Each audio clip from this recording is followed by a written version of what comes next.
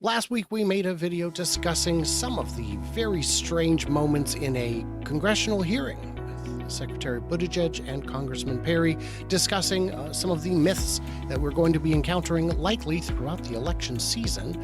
And Mark and I got some pretty interesting comments. We're going to go ahead and discuss the comments themselves, give you all the answers you need. I'm Brian. Welcome to Future Aza.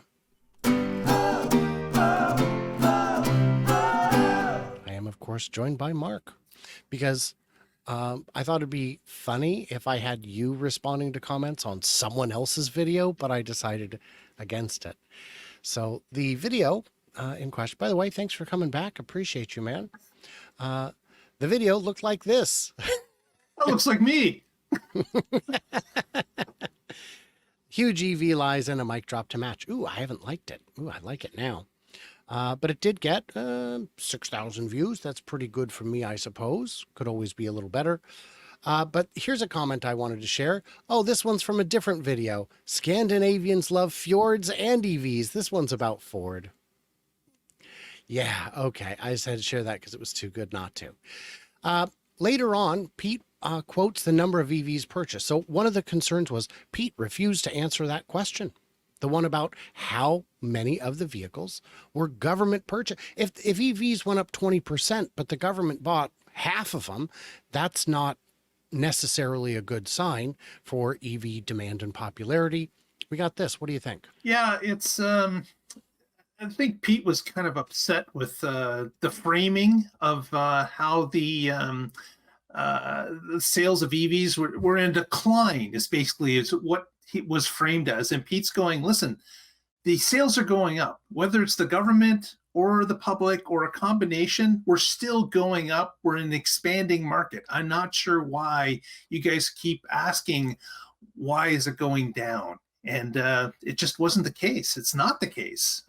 If the government is a large entity that purchases vehicles, I understand that. And they're under a mandate to purchase EVs if they fit in those roles. But this is pushing everything forward regardless. And people, normal people, are buying them as well. It is true. I understand Congressman Perry's question.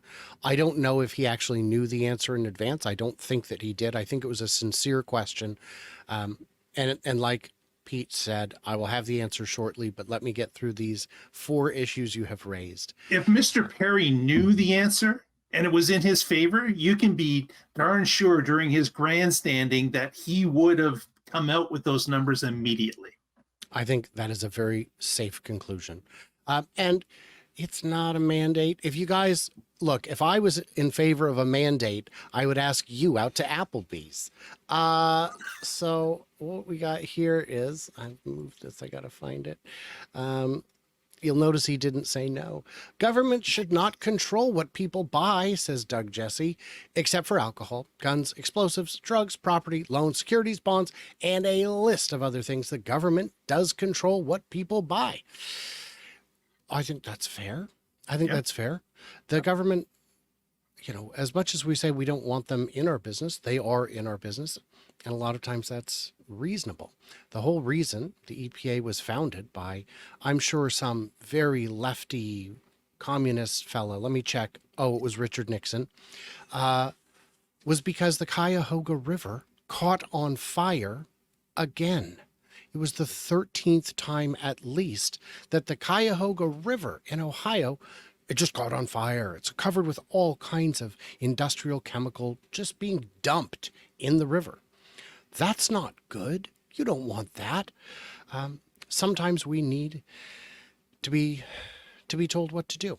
A lot of times we need to be shown the way. Like, yeah, if like how does a river catch on fire? That's abuse, and it's been abuse over decades. So you have to have the government sometimes step in and point everyone in the right direction, put rules in place that help us follow that, head in the right direction, and make things better. I'm sure the people around that river are quite happy the EPA exists now. Yes, yes. If you look at sometimes things that are in the greater good need to be funded by the greater populace.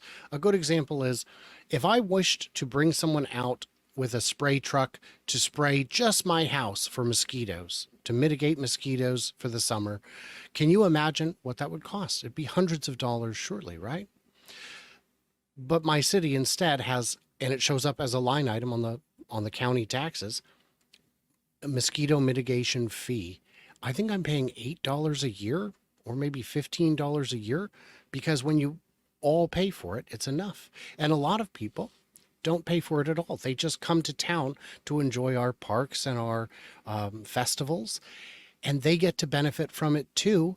And it's wonderful. It just works. So Doug Jesse's making a funny point in a clever way. Thank you, Doug Jesse. Longtime viewer. I don't know if I've thanked you before. Strategically, EVs are better for a country's independence. Petrol and diesel only come from crude oil. Electricity can come from coal, gas, nuclear, hydro, solar, wind, geothermal, and Iron Man's arc reactor. We might be waiting a minute or two on the arc reactor. I think the Marvel universe hasn't quite made its way to the power grid. No. And to be fair, there are some other ways that are not fossil fuel, that are not crude oil, that you can use to burn in a gasoline engine. But the overwhelming majority is from fossil fuel. What's your thought on the energy independence side of it? That's the best thing, because it's been proven that the cycle of money that's spent on electricity locally, it circulates within the economy a number of revolutions within that community. But when you spend it on fossil fuel, it just goes to the oil companies and disappears outside of the community. Yes, the gas station owner is quite pleased. They feed their family off of that. But really, as an overall thing, the cycle is much shorter when the money is spent on fossil fuels as opposed to electricity. Well, any fossil fuels purchased from another country, once that money leaves our shores, it is gone. Unless the rich people there decide to come back and buy a condo, which is not an efficient way to bring that money back home.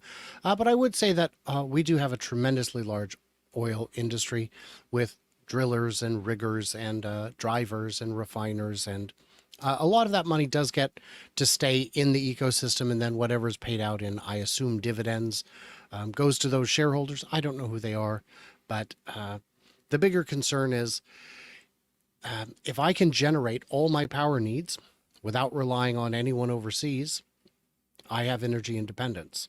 It's not perfect, but it's a step in the right direction and one we should take. Diversifying that certainly helps everybody, because there's not just one plan in order to have energy to be mobile. Spreading it across electricity, oil, gas, and other means benefits everybody, because there's competition in the sector. Well, Bob responded to this comment with another great reply. You omitted the very high cost of fossil fuel pollution. At the height of coal use, we were spending up to $250 billion a year to treat pollution-caused health problems, and there are sources of electricity that make economic sense and sources that don't. Bob is correct. They're externalizing the costs of the pollution. They don't pay for asthma that is caused by it. Just like all the lead-based fuel, all the lead damage caused to the humans who live in the earth was not funded by the people who put the lead in the air.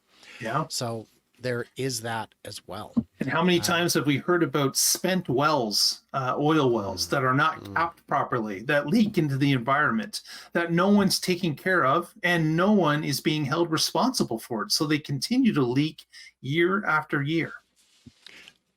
It's so frustrating. When you look at the site where Giga Texas is built, it was a sand and gravel mine for decades. And the deal is, when you take a property like that and you exploit it, as the miners did, as the people gathering the sand and gravel, you are required to return it to its natural state when you are done. And they don't. Tesla had to return it to that state.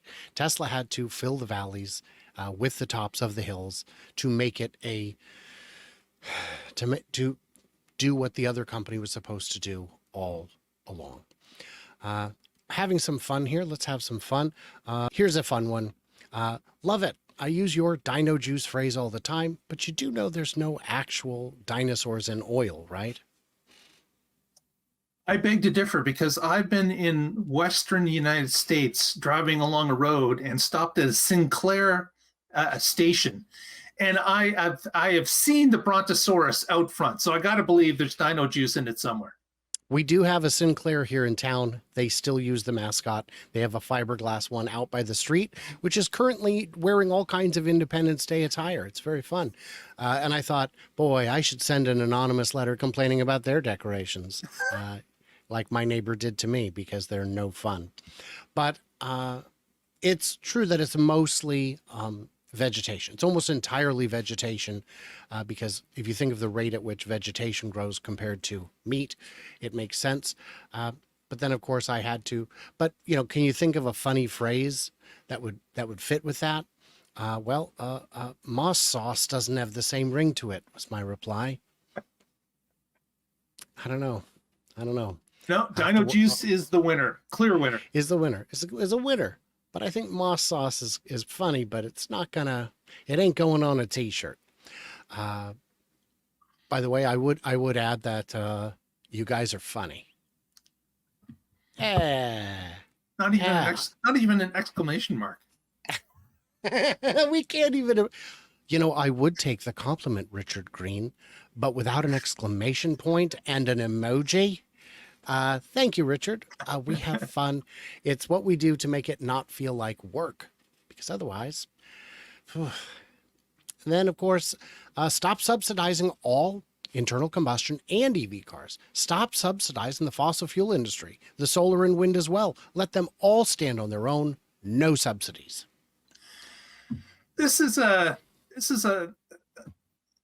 comment that cuts both ways. Yes, we would like to see the market not subsidize anything and let the true better technology win. But let's be honest, if a new idea appears on the horizon and nobody looks into it because it's so small or so a little amount of people look into it, it could be the best solution. Governments sometimes have to nurture these things to get them up and running and to see if they can be one of the best kept secrets out there. And without those subsidies, sometimes newer technologies would never get off the ground, unfortunately. I agree on all points. Look at something like GPS. If the cost to do it the first time was, astronomical, as many things in space are. But it wouldn't have worked as a private venture. And we can pretty much all agree that GPS is a net win for humanity. It's made a lot of life easier and better.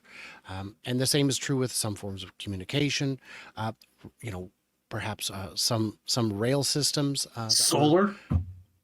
Well, and solar is the example that we would be talking about here, because solar took a long time to reach market parity, and it would never have happened without subsidies. And I guess I shouldn't say never, but it was the sort of thing that they wanted to foster. If you look at rocket companies, if you and I create a rocket company and we get to the point where it looks serious, we will get subsidized, because it is good for our nation to have multiple launch providers. And that subsidy usually doesn't come in the form of here's a check. It usually comes in the form of here's a contract to perform something we need done. It is the money that you need and the service we need.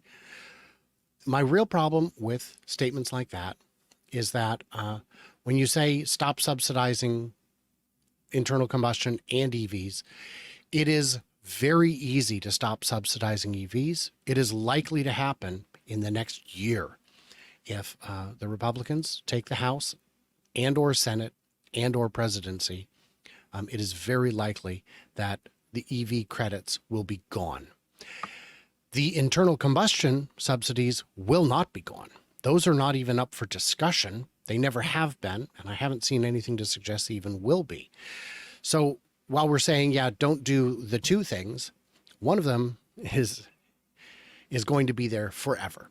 And I think it's potentially dangerous to pretend that these have equal footing when they don't and can't.